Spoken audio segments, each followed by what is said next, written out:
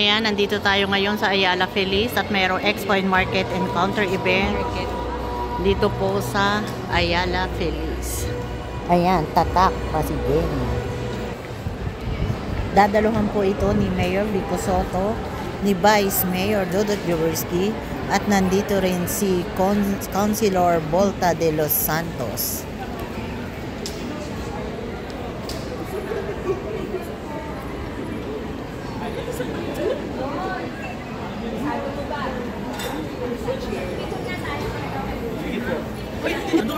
Hello po. Hello po.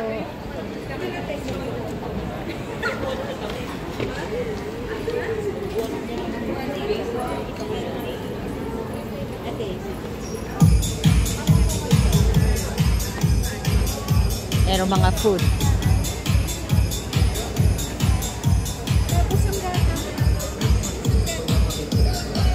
Ito masarap mo.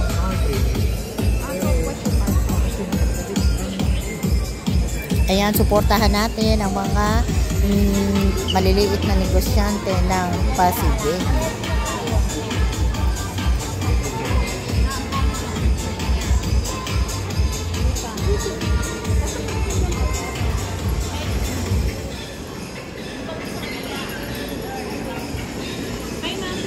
Hello po. May ate.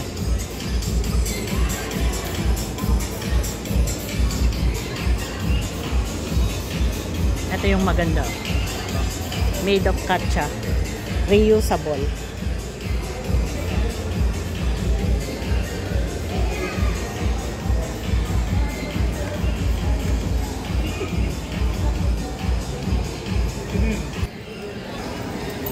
Ito pero explain mo na lang mamaya, ha?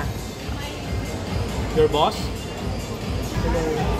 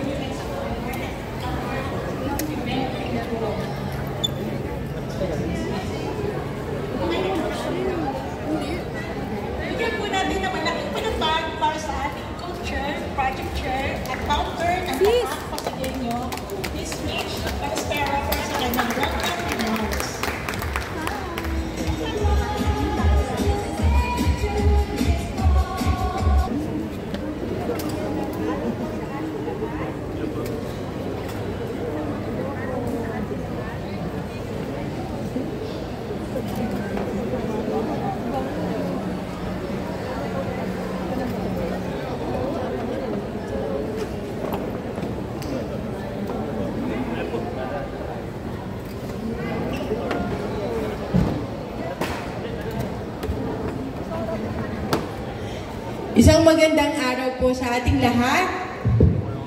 We're acknowledging the presence of the top LGU officers po ng Pasig City Chamber, ng Pasig City Local Government. Pinangungunahan po of course ng ating maligod na Mayor Vico Sotto.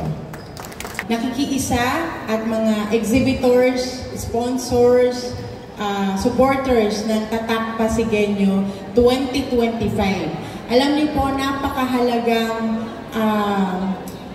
taon ng Tatak Pasigueño ngayon kasi pangatlong taon na po natin ginagawa ito dito sa Ayala Mall Feliz. Nandito rin po ang GM ng Ayala Mall Feliz. Nawala po siya. Okay.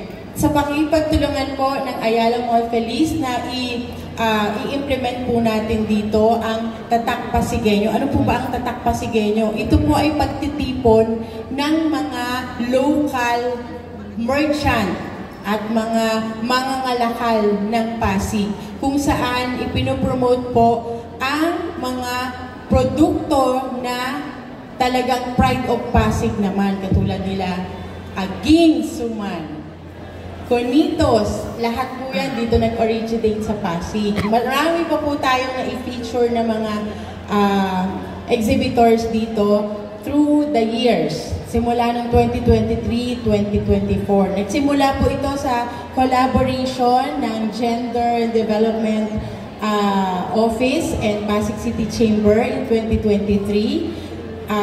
Kasabay po ng 450th year ng Pasig. And of course, sinuportahan din po yan ng LEDO. On the second year, ang lead host group naman po ay ang LEDO na sinuportahan din naman po ng Pasig City Chamber. At sa pangatlong taon, ang lead host naman po ay Pasig City Chamber of Commerce and Industry Inc. na sinusuportahan naman po syempre ng ating venue partner, Ayala Mall Feliz. So ano po ba ang ma-expect natin sa 2025 Tatak Pasigueño Expo and Market Encounter? Bukod sa ating mga local merchants na syempre nagpapakita, nag-showcase ng kanilang mga produkto na talaga namang pride of Pasig. So hindi ko na po patatagalin. We welcome you all para po dito sa 2025 Tatak Pasigueño Expo and Market Encounter on behalf po ng organizers and committee. Pinagpapaguran po talaga yan para po maibigay sa inyo itong event na ito. Thank you very much for coming over and welcome po dito sa Tatak Pasigueño 2025. Thank you. Acknowledging also the presence of our Vice Mayor, Gada Chores. Maraming salamat Ms. Mitch sa iyong napakagandang mensahe para sa ating Tatak Pasigueño. Ngayon po naman ay dumako tayo sa ating keynote speaker, ang ating pong inaabangan, ang ating butihing mayor ng Pasig City, Mayor Vic.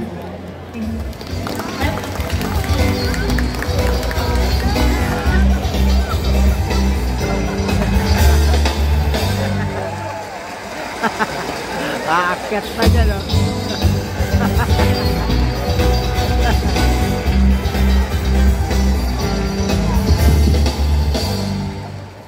Magandang hapon sa ating lahat. Kamusta po ang mga bisita natin sa Ayala Feliz? Yung mga nasa third floor. Yung mga nasa second floor. Yung mga nasa second floor ba tayo? Second floor ba na to? Yung mga nasa fifth floor. Magandang hapon po sa ating lahat. Vice Mayor Dodot, sa ating konsyal Volta, sa ating city admin, ng mga taga-market, nandito na rin po. Ito sila, good afternoon po. Siyempre sa ating PCCI, ang Pasig City Chamber of Commerce, na sila po ang nangunguna para dito sa expo natin, Tatak Pasigueño, sa ating mga kasama, Donora, at sa lahat. Si Ma'am Mitch, nasa na po ba si Ma'am Mitch? Nabati na naman ni Ma'am Mitch lahat, pero pasalamatan ko lang sila dahil sa totoo, sila po yung nanguna para maging posible itong Expo and Market Encounter event. Tama po ba? Yun ba yung tawag dito? Expo and Market Encounter event natin. Kaya sa PCCI, congratulations po. Palakpakan naman po natin sila. Relax lang po kayo dyan. Hindi po ito concert ha. Market Expo lang po ito. Shopping lang po kayo dyan. Huwag nyo kami intindihin. Ngayon po, masaya po tayo. Kasama rin natin siyempre mga representatives from DTI, iba pang mga organizations. At siyempre ang pinaka-importante, dahil ito nga po ay isang expo, ang ating mga negosyo na proudly Pasig. Nasaan po ang mga Pasig businesses natin? Mga MSMEs natin. Alam niyo naman na sa Pasig gusto nating tulungan, gusto nating lumago ang mga maliliit na negosyo. No? At gagawin natin ang lahat para patuloy na mapaganda yung programa natin mula sa mentorship hanggang sa training, hanggang sa suporta, ease of doing business, anti-red tape. Lagi po natin talagang tinututukan natin yan at siguro masasabi natin with certainty na itong nakaraang mga taon gumanda ng gumanda. Marami pang gusto tayong i-improve, pero gumanda ng gumanda in the last several years sa mga programa natin para sa mga maliliit na nagnenegosyo.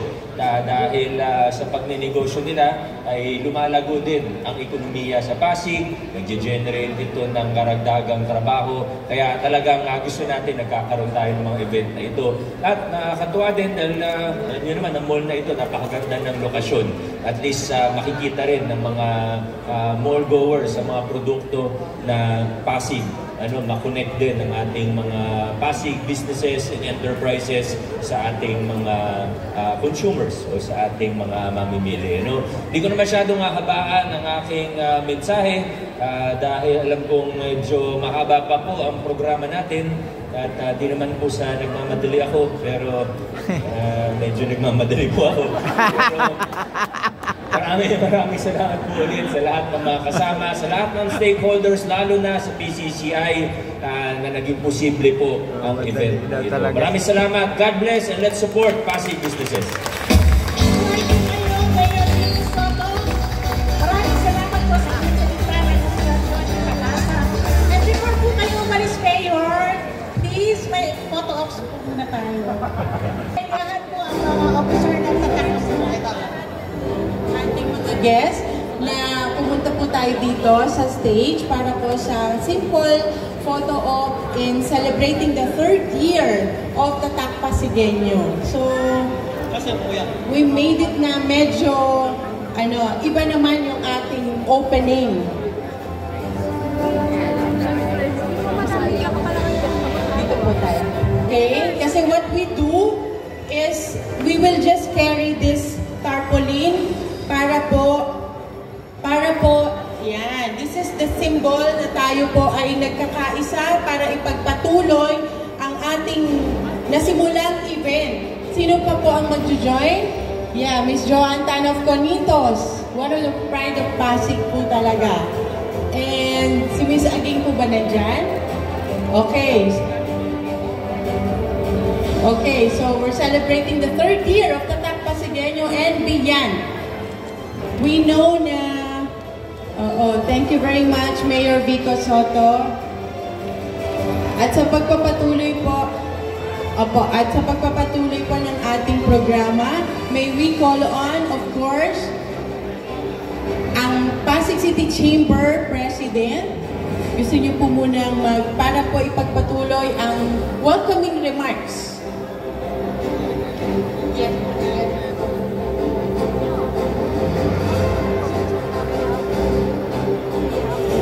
Magandang araw po sa inyong lahat, Mayor Vico Soto, Vice Mayor Dodot, and our beloved City Councilor, DTI officers, RG Joey, Ma'am Nora, welcome to Tatak Pasigueño. Magbibigay ng message of support ng ating pong butihing Vice Mayor Dodot Galas.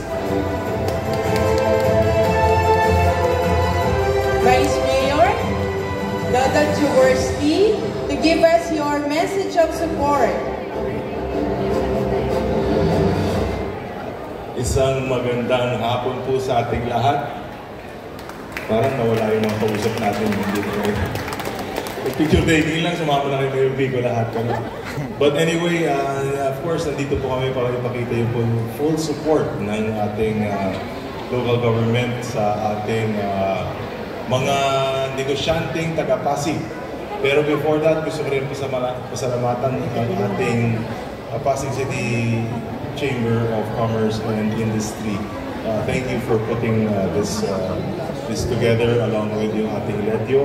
We truly appreciate all the efforts you're putting in to help our community, to spread the word na kailangan talaga. We have to be entrepreneurs. No? We have to start businesses and yung ibang training po kasi ng ibang tao employment-based, but with the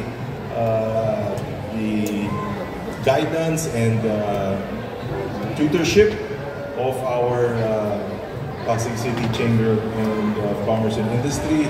Ito po napakalaking bagay po. With the seminars that you'll be conducting as well, we hope that magbigyan ng mas maraming pagkakataon na kumita ang ating mga negosyante na taga-Pasig. And of course, itong mga produktong nandito naka-display ngayon ay hindi po magiging posible kung hindi sa tulong ng Ayala Feliz Mall. So thank you very much. Palakpan po natin ang Ayala Feliz. Thank you so much for hosting us here again every year. Third year na po natin to. Sana dumami pa ang ating mga negosyante sa Pasig na nagtutulak ng mga gawa sa Pasig at gawa ng Pasigueño. So again, more power po sa inyo lahat, and you have the Council's 100% support for all the endeavors of our business community. God bless and good afternoon.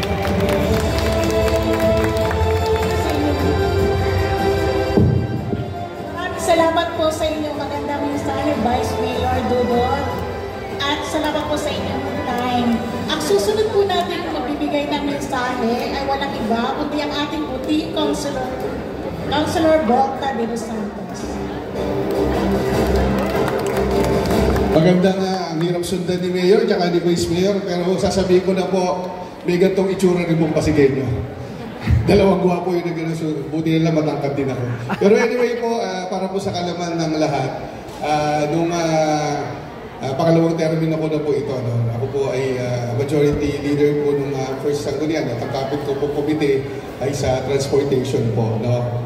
At pati sa peace and order. Pero nung may naipasa po tayong isang panukala o ordinansa patungkol po sa mga maliliit na nagdinegosyo sa kalsada. Kaya ako po mismo nag-request kay Vice Mayor at kay Mayor na magkaroon ng isa pa pong bagong komite, at ang tawag po dito yung small and micro entrepreneurship, ay nandiyan po pala, development. So, ano po layunin nito? Para po sa mga maliliit po na nagdinegosyo. At para patunayan po yun, ako po mismo ay nagtayo rin ng maliit na negosyo. Sabi ko nga, dapat pala nalaman ko to para nakasama yung aking maliit na negosyo. At ang pangalan po ng aking negosyo ay Pasig Pasalubong. Sa maikli po, ang nickname po ng aking negosyo ay Paspas. Bakit po Paspas? Mabilisang mabibili mo ang mga negosyo at mga produkto ng Pasigueño. So, akin po sinimulan ngayon, meron po akong mga scale model ng revolving tower. At baka nakakalimutan rin natin, mutya ng Pasig, may mga keychains, mga ref magnets na nagpapakita ng mga magagandang lugar dito sa Pasig. Pero ang layunin ko po rin ito ay hindi lang po sa Pasig. No, actually, naghahanap na po ako talaga ng maliliit na magiging cafe para po lahat po ng mga produkto natin ay doon po ay talagang ma-showcase. Hanggang dito na lang po muna ang ating vlogs. Maraming salamat po sa panonood. Ingat po ang lahat, at para po sa bago pa lang sa ating channel, welcome po ang lahat. Bye!